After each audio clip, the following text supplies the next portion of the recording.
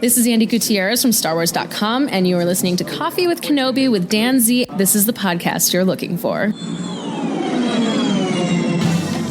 This is Ashley Eckstein, Ahsoka Tano from Star Wars The Clone Wars and Star Wars Rebels, and you're listening to Coffee with Kenobi with Dan Z. Hello, my friends, and welcome to Coffee with Kenobi, show number 505. This is your spoiler-free place for Star Wars community and conversation. I'm your host, Dan Zayer, thrilled to be talking Star Wars with each and every one of you. You can support Coffee with Kenobi by following the show on Twitter, Facebook, Instagram, Pinterest, and TikTok, and subscribing to our YouTube channel. Help spread the word by tweeting that you're listening, share it on Facebook, or invite your family and friends to tune in and share a cup of coffee with us. If you are planning on going to Star Wars Celebration, a trip to Walt Disney World, Disneyland, booking a voyage on the Halcyon, the Star Wars Galactic Starcruiser, or going to Batuu on either the East or West Coast, be sure to go to www.coffeewithkenobi.com/mousefantravel and work with Becky Mankin and her amazing team. You can get a no-cost, no-obligation quote and have the best service in the galaxy, and be sure to let them know that Dan Zayer and Coffee with Kenobi sent you. On today's show, I share my interviews from Lucasfilm and Walt Disney Imagineering as they talked with me about the amazing Star Wars Galactic Starcruiser. I was part of the initial media event, as you've no doubt observed over the past couple of weeks. And we've got a lot of great conversations coming your way from people like Doug Chang, Matt Martin, Scott Trowbridge, and so much more. So pull up a chair, grab your favorite coffee mug, and let's have some coffee with Kenobi.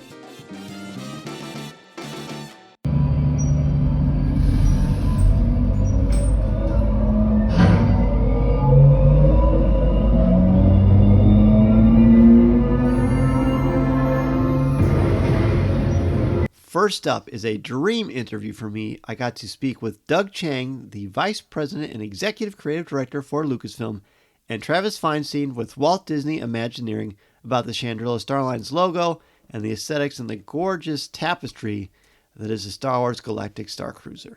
Gentlemen, this experience for me, I was able to bring my family down, my wife and my 8-year-old son, and we've got 3 different levels of Star Wars fans. We've got me, my wife, who loves me but doesn't get the Star Wars thing, and my 8-year-old son who thinks he wants to live on the Halcyon. Talk about the enrichment and the joy this process has done for Star Wars, storytelling, and theme parks in general. Yeah, I mean, that was our goal. So I'm glad you really experienced that, because we want it to be a multi-level experience so that, depending on whatever level of fan you are, you can experience it and enjoy it. And so on the surface level, you can just engage in it on a very superficial level where you just are in this amazing environment. But as a fan, there's all these Easter eggs, story elements that you can totally immerse yourself into. And I think that really speaks to sort of the high level of collaboration between Lucasfilm and Imagineering, where we really combine storytelling and art to its highest level to create sort of an unparalleled experience that I've never seen before. Yeah, getting to watch families experience this together and play together it's what we love at Walt Disney Imagineering. So being able to create an experience where families are playing together, and then to take it a next level and make it a Star Wars experience where you have people who are bringing that level of fandom and care about the type of experience that they're having and the story that we're telling. It was really an honor to be able to put that together for families. And there are so many hidden gems through this incredible experience. Of course, everyone knows about the lightsaber training, which is incredible in and of itself. But we like a good theme. We love the decor. We love that we feel like we're in a Star Wars. When we talk about the logo for the Chandrilla Starline, that just seems to have you written all over this thing. It's absolutely gorgeous. My wife told me it should be my first tattoo. Once I get over the pain thing, that might be the way. But talk about that gorgeous design. Yeah. No, there's so many layers of that. I mean, if you look at the logo, it's actually very critical to the creator of the Halcyon in the story. It plays to the history of that. So all those things they're not arbitrary. So all the design elements that you speak of in terms of the bridge, all the lines in there, speak to sort of the history of design for Star Wars, because the Halcyon has a really rich, couple 100-year history, and we really want to tie all that in so that you actually saw elements from way back in the prequel and High Republic era all the way to the sequel era as well. And there are elements like taking the chrome elements from Naboo, combining it with the blockade runner aesthetic for the exterior of the ship. So there's all these little things that, as film designers, we really try to create a very immersive experience where you can really follow, if you wanted to know, all the design elements and how they connect and how they evolve. That's a lot of the homework that we were doing on the back end. Is there, so let's just talk about the room specifically, right? That portal that my son wanted open all night long, so I would wake up at 3 in the morning thinking it was daytime. Great. Talk about the genius of that and the creativity that went into that.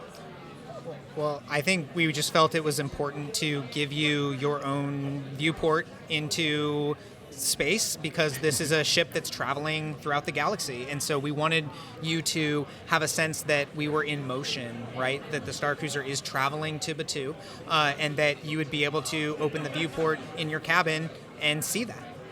And I love that no matter where you are on the ship, you will see different things. I think in the middle of the night I saw purgils, and it's just great. Having Lucasfilm and Disney, who cares so much about stories and storytelling, pushing things forward, making dreams come true for people like me and my family. I want to thank you both so much for what you've done. I feel like I get choked up because this was the Star Wars experience I've been looking for. Thank you so much. We're so You're glad. very welcome. That's what we want to hear. Up next is one of my favorite people in all of Lucasfilm and everything Star Wars. Of course, I'm talking about Matt Martin, the Senior Creative Executive at Lucasfilm, and of course, a member of the story group. And also I got to speak with Executive Architect Greg Ashton, who I spoke with. If you watched on YouTube when Galaxy's Edge came out in 2019, and I got to do a lot of video stuff out at Disneyland, I spoke with Greg in front of the Thai Echelon, so it was really cool to see him again. So I spent all the time with him and Matt. Here's that conversation. Well, gentlemen, Star Wars and Disney once again pushed the boundaries of storytelling to another level, another galaxy, if you will. Talk about the work that went into creating this atmosphere as part of the story, because it works beautifully. From the story side, it was really trying to figure out the right way to tell an interactive story for 2 days straight. It's something that I don't think has really ever been done, certainly not at this scale. And then finding the right way to add in the Star Wars layer that works both for kind of the most hardcore adamant Star Wars fan down to the casual fan, or even the people that aren't as well versed in Star Wars and are there because they love someone who does love Star Wars. So it was all just finding the right way to piece all of those together in a story that felt cohesive and fun. Yeah, and we actually started when we started working on the Galactic Starcruiser when we were doing the Galaxy's Edge. So it was threaded and integrated from that starting point. So it was a continuation with this great partnership that we've got between Walt Disney Imagineering and Lucasfilm. And Matt was just saying it's something that plays out over 2 nights. So we had to create a set that let you live your own journey and let you explore, but at the same time made it feel authentic and immersive.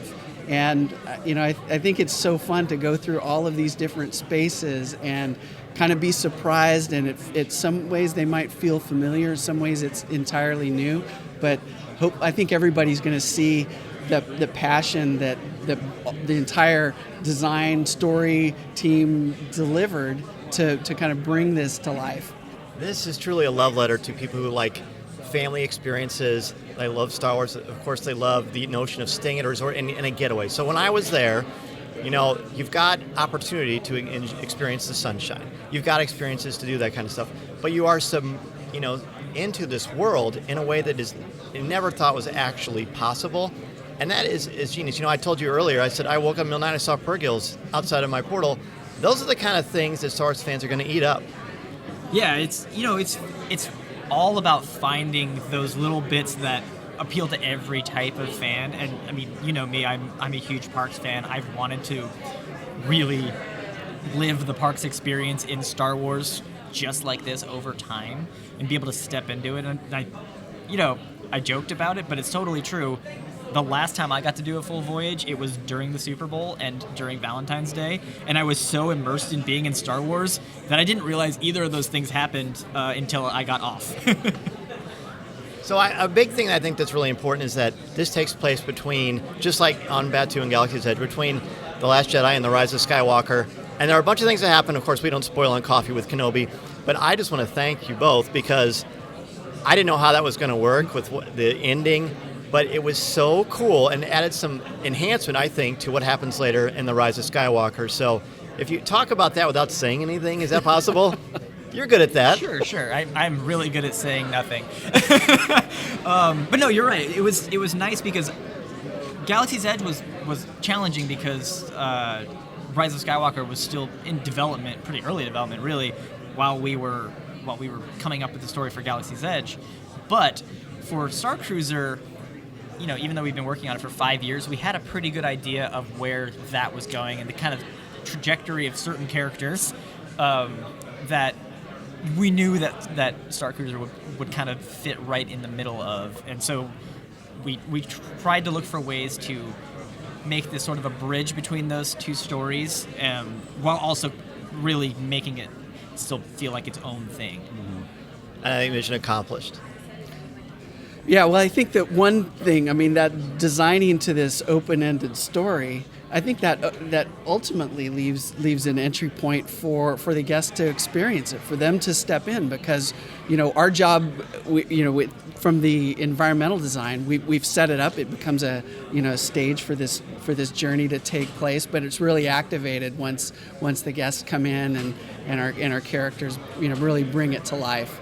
They absolutely do. And speaking of bringing it to life, the crew of this vessel add so much, to your data pads, to your experience, to the different missions, and making everybody feel like they're a legitimate part of the story. That's got to make you feel really proud on a lot of levels, because it's a big risk and it pays off in a way I never thought possible.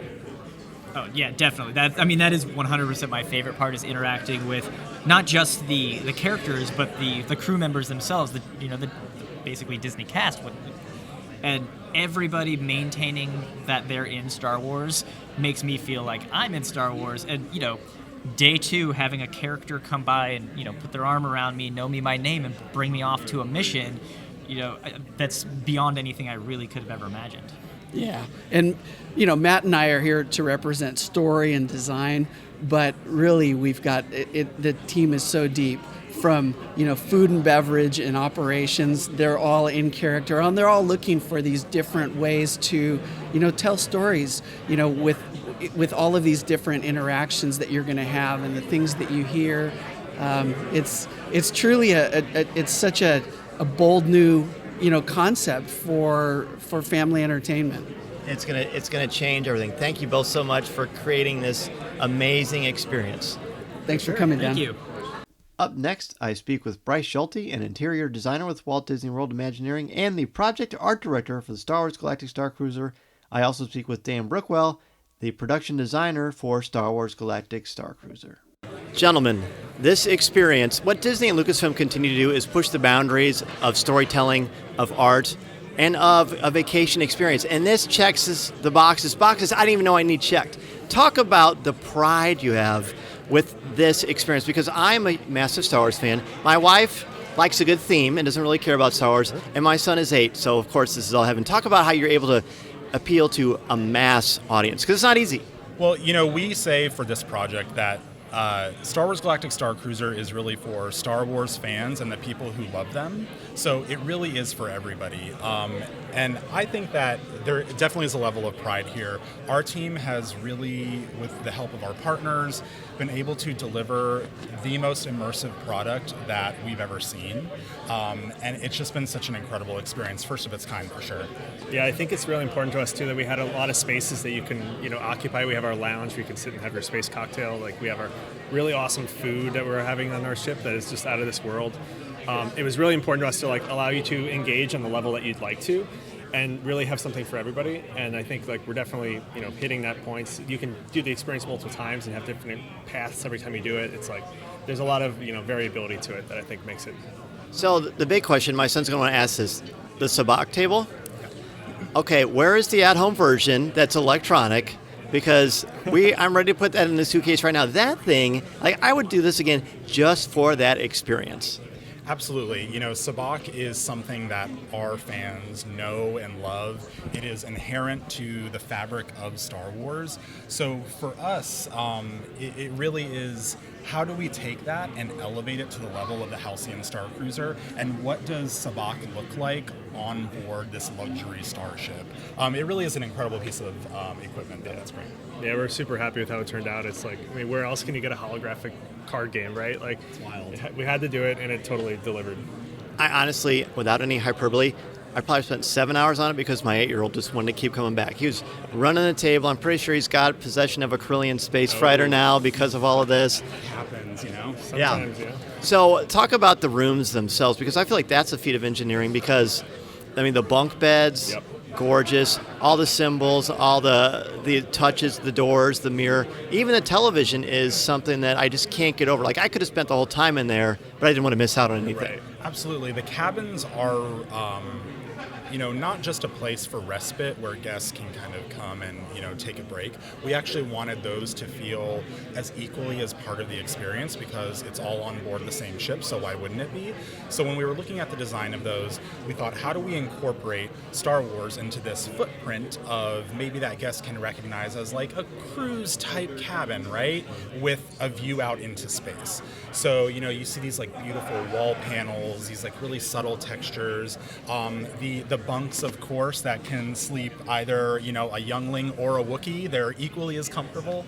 And, rounded corners, spaces that you're not going to bump your head just in case of turbulence. So all those details kind of came into play. It's great.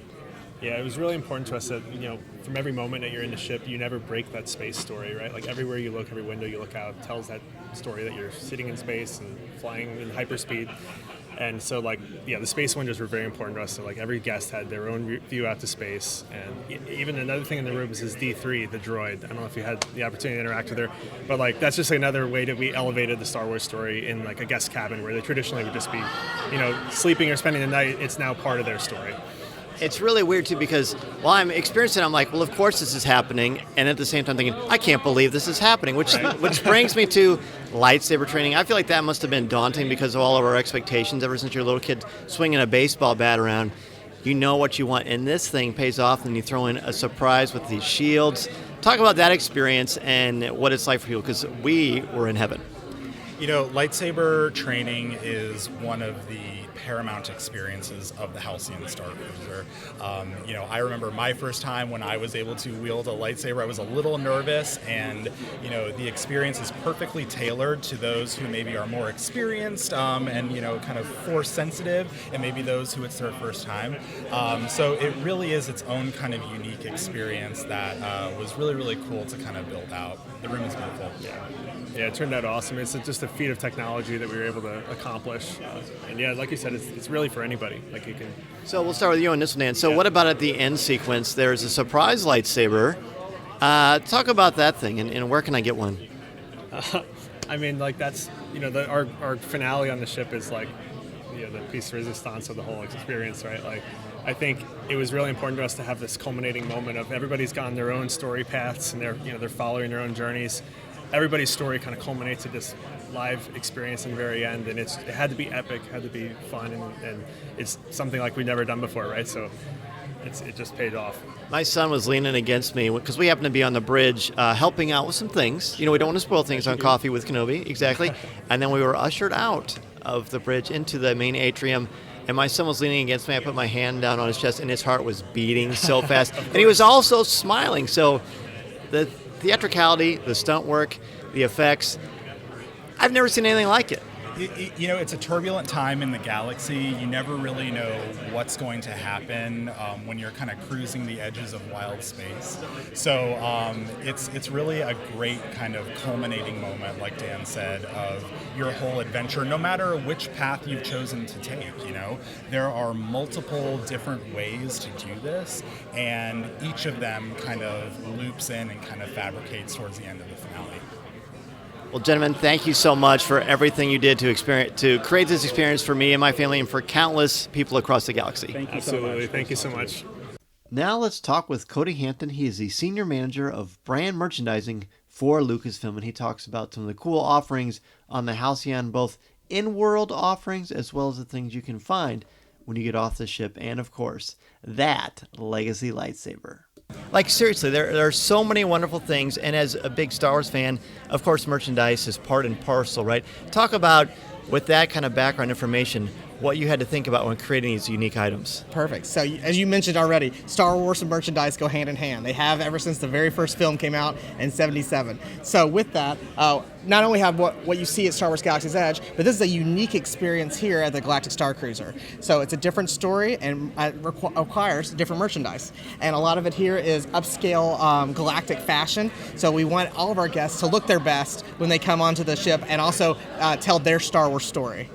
So you'll see a lot of different types of clothing here that we've never done before anywhere else, so we're super excited about those. Some came directly from silhouettes and inspirations from the Lucas archives. So you may notice the cloak here. This item here is from Padme wore something very similar in Episode 2, Attack of the Clones. That item over there, the men's jacket and robe, this is inspired by Alderaan, and you may see a scene with Bail Organa, and there's one of his security aides. It's a quick scene, but it is, and it looks so fantastic and fits perfect into our story.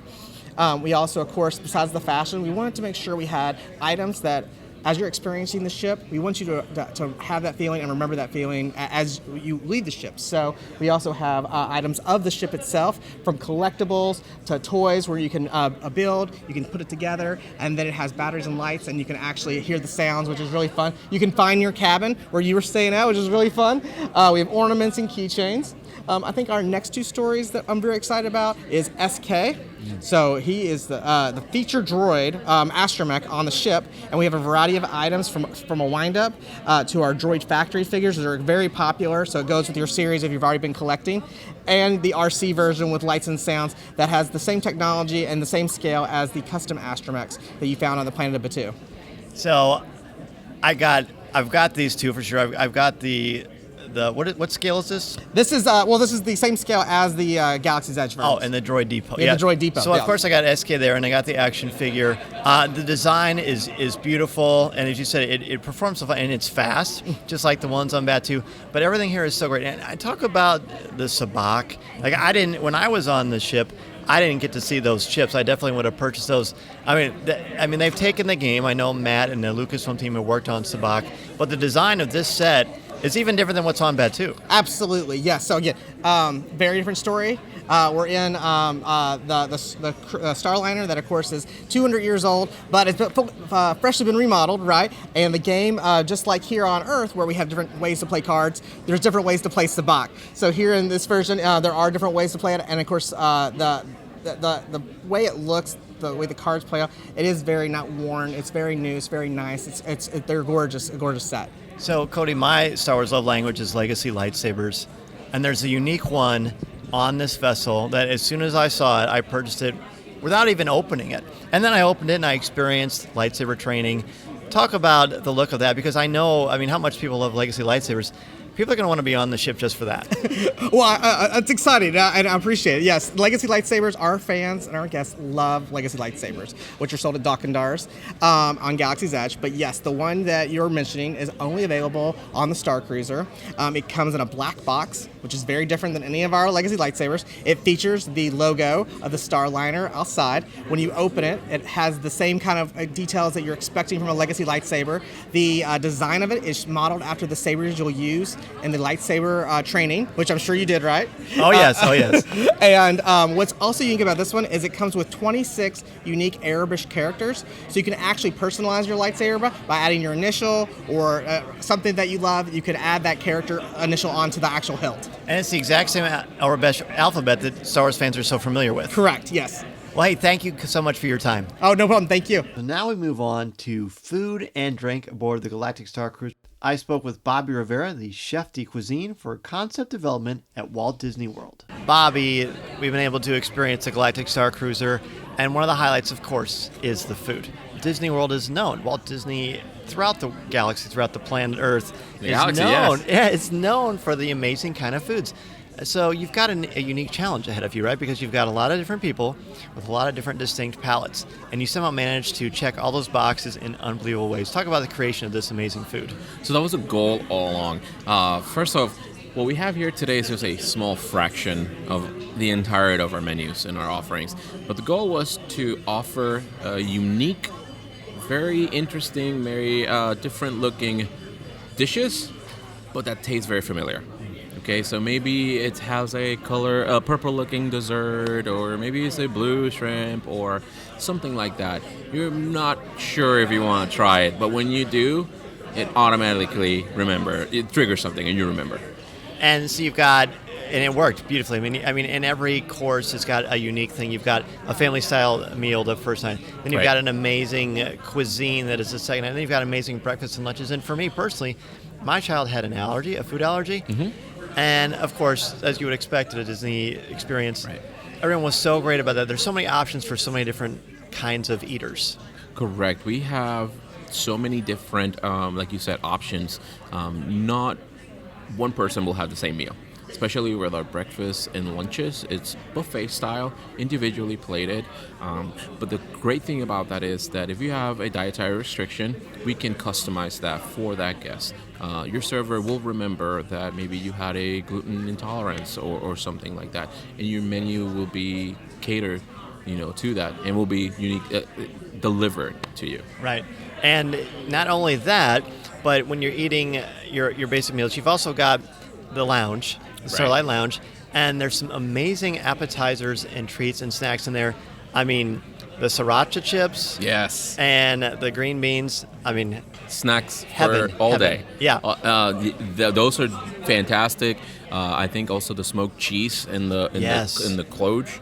That one's a really popular one. It's just visual, smells great, and it's just very unique. So, pro tip: I got the cheese, and I combined it with the green beans because you can mix things around. Yeah. And it's all fantastic. My whole family was just, can we go back and get more snacks? Of course. And it was great. All you can eat.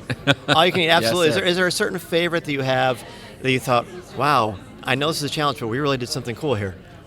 That's like picking my favorite child. Right. Again, the menus are so unique and different and flavorful. For breakfast, the potato roasty with the egg bite and the bacon, candy bacon on top, again, looks very cool and unique, but it's something that you've had before. We cannot not talk about the blue shrimp, right? Right. Like how unique of a presentation Felucian is that? shrimp. Felucian blue ice shrimp. So again, we take inspiration from the story. The shrimp eat this blue algae that turns their flesh blue. How do we create that in a way that looks out of this world, but at the end of the day, when you're eating it's like a really delicious shrimp cocktail. Well, thank you so much, because this was a huge part of the experience for me. Yes. And I can't wait to come back just to eat. Thank you so much for being here. I hope that we are just making the experience that much better through our food and moving the story along through our dishes. Up next is Jen Mariano. She is the project manager for the concept development team for beverage aboard the Galactic Starcruiser. So you've got a great shop.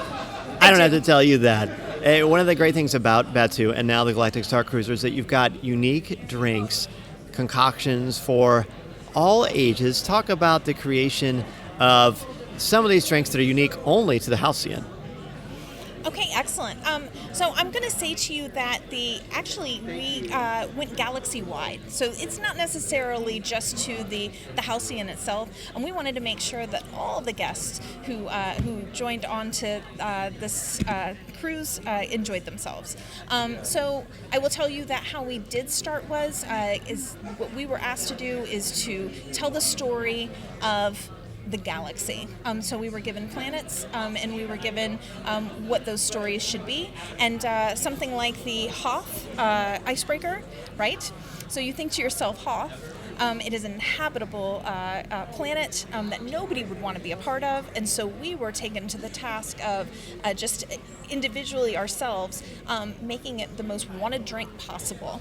So what we did was we thought to ourselves, what's beautiful in an icy environment? And the blue water that's underneath an iceberg is just amazing. So we took that and we thought, icy, so we need something crisp, so citrus was the next thing. So when you drink it, it may be very reminiscent of a lemon drop. Yeah. That is actually, honestly, my favorite one. And in fact, when it came out, my wife said, oh, that's pretty. It's because not only does it taste great, but they look beautiful. Yes, it was that show element that we were looking for. The glass itself, which is called a dragon glass, it is iced, and then also we have that beautiful lemon foam that looks like snow on top, and then we put the ice shard, and it's all directly from Hoth. And enjoy. You know, I'm not exaggerating, but as you were talking about it, my mouth was actually watering. It's really that good. I also had a drink, the opposite of Hoth, where I got to add some lava to my drink. Oh yes. Okay. So yeah, completely opposite side. So the fiery Mustafarian. So we started out with, hey, what's the most popular drink on this planet, being Earth, is a margarita. So when you think of the fiery Mustafarian, we think of Mustafar. It is a fiery, lava-filled planet. So it was easy to use that mezcal, which was nice and smoky. Move to the rim. The rim has that nice black salt with peppers, and then you move to the vial of lava, which we keep in a special compartment behind the bar. And then they bring out to you very carefully. And some of our cast members, our crew members, don't even like standing around while you're putting it into your drink because they don't want to be held responsible for what happens. And that I was going to say that the show element, of course, what you would expect from Disney, is at another level yet again. And they say, no, be careful adding this. So I says to my wife, I can add more lava, I can't take it out. So I had to be careful and tread lightly.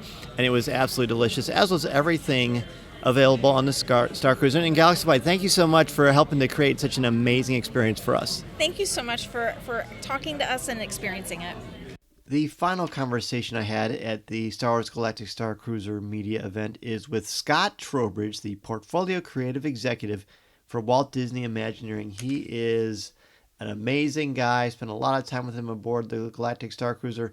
He was in character. He was a lot of fun, and he just has some really insightful things to say about this experience. And he's definitely somebody that has put a lot of, like everyone here on the show today, their heart, their soul, and their creativity into this, and it really, really shows. So first, I guess I should thank you for helping me to save the galaxy, because that was certainly the role that I took upon. I think the galaxy owes you a debt of gratitude, and it is much appreciated.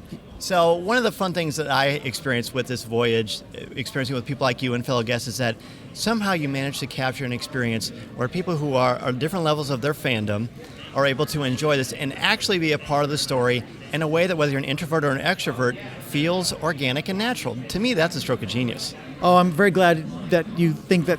I'm very glad you think so, because we've worked very, very, very hard to make that true. We know that people are going to come to this experience with different levels of fandom, with different levels of Star Wars knowledge, and different levels of desire to kind of lean in and engage. And so we really worked hard to try to craft a series of invitations that allowed our guests to feel comfortable engaging at whatever level they want in whichever way they want. And you add an extra level to the experiences we're able to have on Batuu and Galaxy's Edge with an extended piece of colloquialisms that you can add into the Star Wars vocabulary too.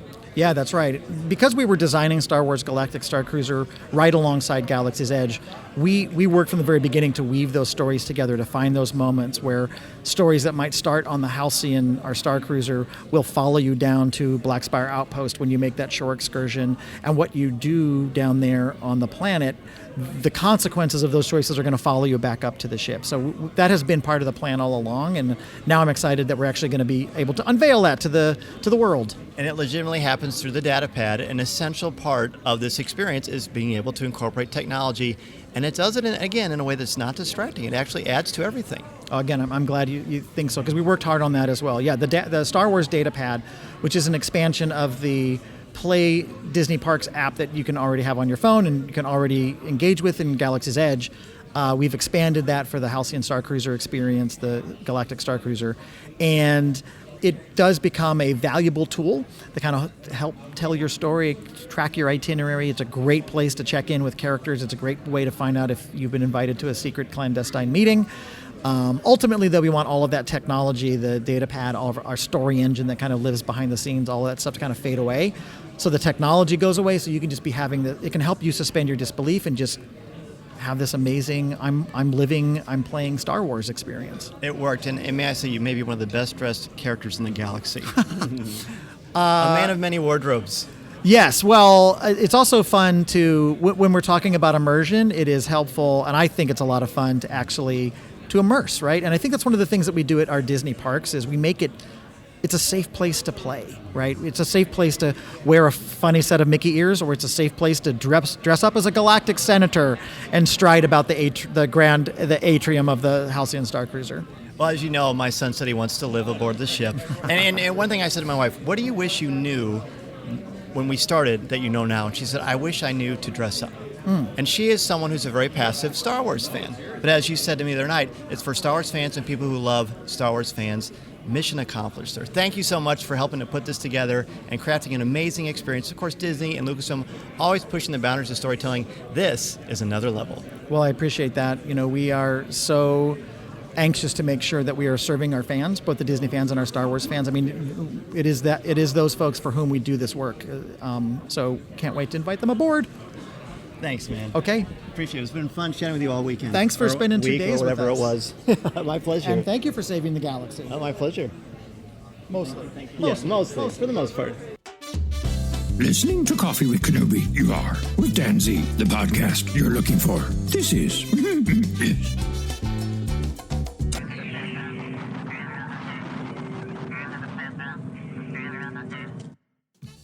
Wow. What a great round of interviews. I'm so excited I got to be a part of that. I want to thank Doug Chang, Travis Feinstein, Matt Martin, Cody Hampton, Bobby Rivera, Jen Mariano, Greg Ashton, and of course, Scott Trowbridge for everyone for their hard work in bringing this incredible experience to life.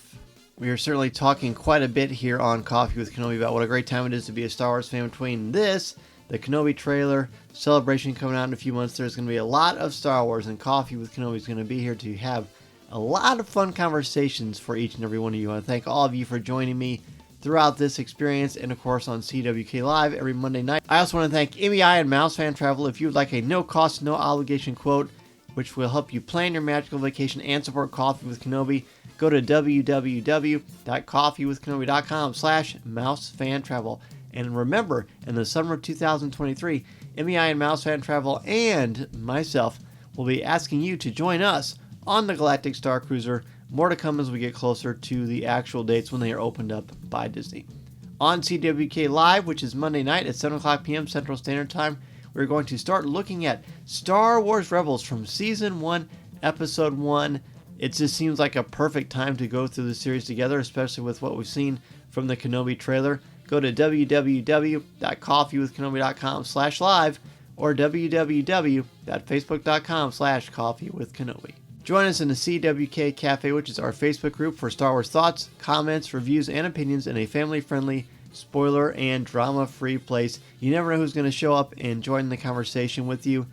Speaking of showing up, every week, I don't know why it's speaking of showing up, but I could probably do a better transition than that. Anyway, the CWK Alliance is the place to go to support Coffee with Kenobi. You can also get access to CWK Pour-Over, which is an audio and video exclusive weekly podcast not heard anywhere else, where we look at Star Wars, popular culture, and go behind the scenes of what goes into making the show. So you get something out of it, but we also use part of your contributions, 10% of them, in fact, to go directly to the St. Jude Children's Hospital. If you want to become a member of the CWK Alliance, again, go to www.coffeewithkenobi.com/support. Star Wars news, announcements, reviews, videos, and so much more are available on my website, www.coffeewithkenobi.com. If you want to email me, feel free to do so at danz@coffeewithkenobi.com. Connect with me on Twitter at Mr. Zer, MRZEHR. My Instagram is danzercwk, and you can find me on LinkedIn as well. Coffee with Kenobi is all over social media: Twitter, Instagram, Pinterest, TikTok. You can give the show a like on Facebook at facebook.com/coffeewithkenobi, or subscribe to Coffee with Kenobi's YouTube channel. Please take a couple of minutes to rate and review the show on iTunes, Google Podcasts, or on Spotify. If you'd like to get a Coffee with Kenobi t-shirt, go to www.coffeewithkenobi.com/shop. There are also some stickers and some really cool other items as well. If you are starting a podcast or blog, or already have something in existence and want to expand your brand, go to danzmedia.com, where I can help you get that process started. I'm also available to come to your school, conference, business, or organization to talk about how to tap into your strengths and help you bring out your very best. This is your time and your chance to take that first step into a larger world. Thank you again so much for joining me on a very exciting week of Coffee with Kenobi. I had a couple live shows with the Kenobi trailer and, of course, more Galactic Starcruiser coverage. Next week, I will be bringing you some tips on how to get the most out of your Star Wars Galactic Starcruiser experience. I'll be joined by two very special guests you certainly will recognize from the world of podcasts and travel. Enjoy this bonus episode today. Have a great rest of your week and weekend. And remember, this is the podcast you're looking for. Thanks again, everybody.